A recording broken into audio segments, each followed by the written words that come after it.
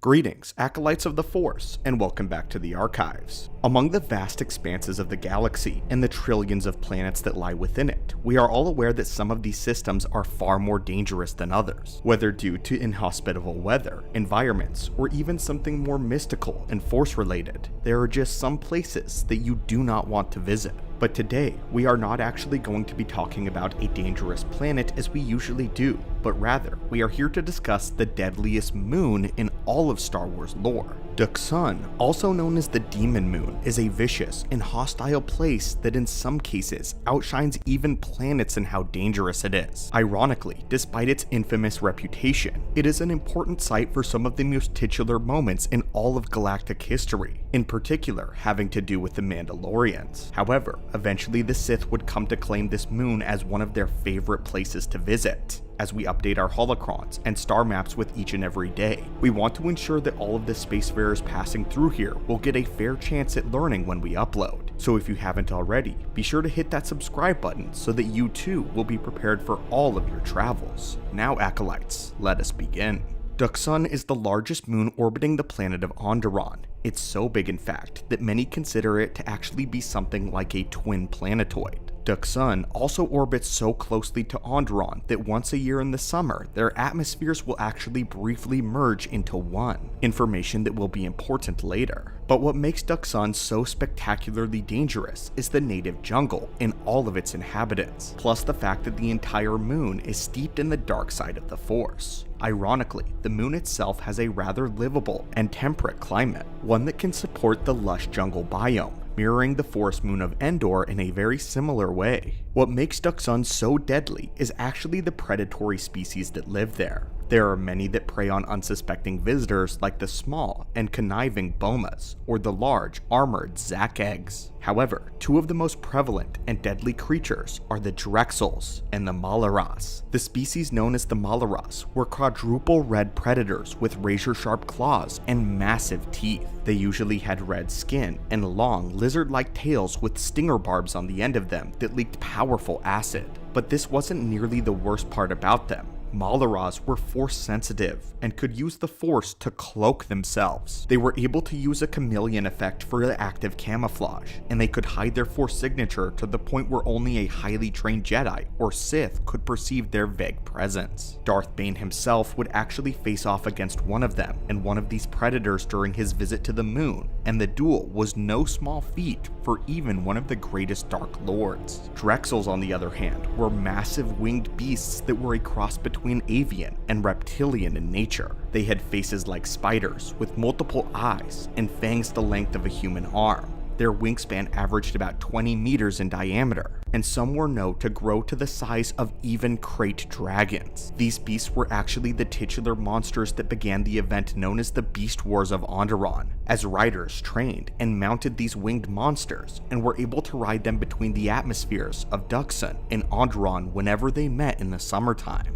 What began the Beast Wars was the Drexels migrating from Duxun to Andon when they began eating the native people there, since the humans were plentiful food source on the world. Essentially, a dark side alien invasion of brutal war beasts. At the time, the native Andoronians lived in walled cities, and they used what technology they had to fend off the Drexels. Their capital punishment at the time was to send criminals out of the wall to fend for themselves against the beasts. An especially cruel punishment that would backfire, as all the criminals banded together in their own faction and actually managed to domesticate the Drexels, using the creatures as war mounts to wage war on the Andoronians that had shunned them away. This is the very beginning of the Beast Wars of Andon. It was also said that the Sith Lord Freedon Nad had a hand in these beasts, as he liked to experiment on them and using Sith alchemy. After Freedon Nad's death, Jedi Master Akra Jeth would take the sarcophagus and have it buried on the moon of Duxun, as it continued to permeate and poison the very moon. After centuries, the dangerous moon would continue to draw in people of a violent nature,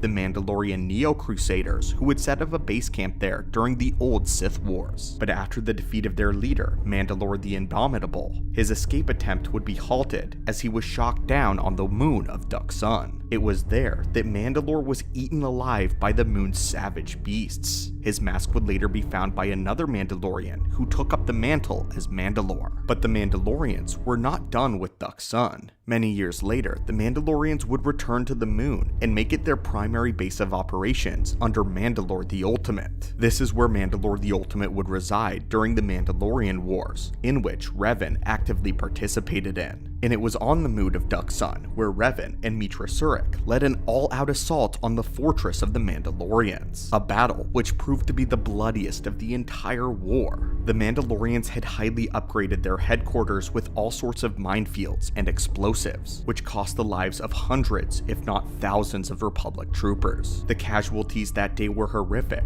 as Revan and Mitra were forced to order their troops into suicidal forward charges straight into the minefields of the Mandalorians, a last-ditch attempt to break the defenses of the fortress. Though the Jedi did win the day, it was said that for every Mandalorian death, there were 10 Republic deaths. Sometime later, Mitra Surik was forced to return to the site of one of her greatest military failures, when she was aiding Candoris Ordo with the Mandalorian Civil War during the time of the war against the Sith Lord Darth Nihilus. Many more centuries would pass, and Duxun would become famous among the Sith for its well of dark side energies, amplified due to the fact that this was the final resting place of Freed and Nad's sarcophagus. It became popular for the Sith to bring their apprentices on a pilgrimage to the moon for their dark side training. Even Sith had field trips of their own. This became tradition, as Darth Bane himself took Darth Zana there, though he actually would leave her on Onderon to fend for herself while he went searching for Duxun and Freed and Nad's lost holocron.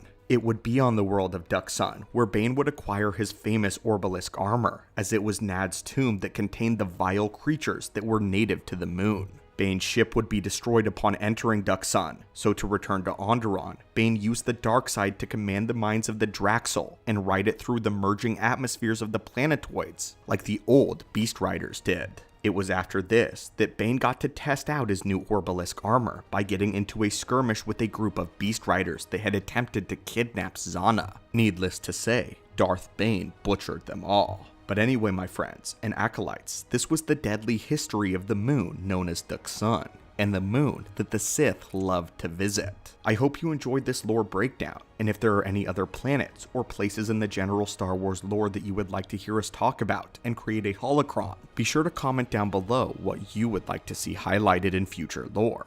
As always, may the Force be with you, and I hope that you're having a great day.